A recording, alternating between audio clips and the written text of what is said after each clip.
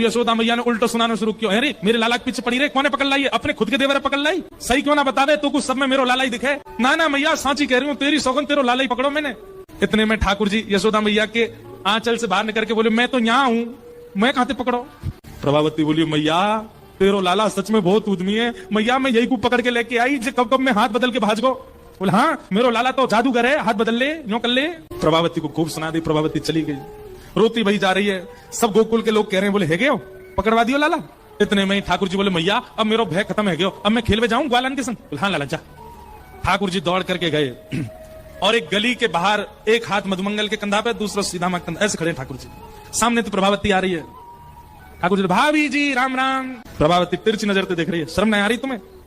बोले ना मैं तो बस इतना बतावे आयो कि आपने आज मेरो हाथ पकड़ो तो मैंने आपको देवर को हाथ कर दियो। कल को यदि मुंह पकड़वी की आपने चेष्टा करी तो कहीं आपके पतिदेव को हाथ नहीं पकड़ा दूंगा। नंद जी को लालाऊं मैंने, एक बच के रही हूं मोते। सब गोकुल में महाराज ऐसा उधम करें, लेकिन प्रभावती इतनी उदास है गई। जैसे ही घर पहुंची ठाकुर जी के मन में आई कि मैंने वाक को बड़ो उपहास कराई दियो, वाक को खूब उपहास कराई दियो, चलो अब याते ने प्रेम कर आऊं। ठाकुर जी दौड़ करके प्रभावती के घर अकेले गए। प्रभावती चुप बैठी है, रो रही है। ठाकुर जी ने इतने में वाके पास गए, अरे प्रभावती ने अपना मुख देखा। ठाकुर जी बोले, प्रभावती बोले दूर रहे मुझे, मेरे पास मत आइयो। ठाकुर जी बोले एक बार देख तो सही मेरी ओर। जैसे प्रभावती ने देखी, नन्हे से गोपाल जी ने शंख चक्र गदा पद्म शत्रुभुज रूप धारण करके प्रभावती को दर्शन करा दिया। प्रभावती के नेत्र सजल है गए, आनंदित, रोम रोम पुलकित हो गया।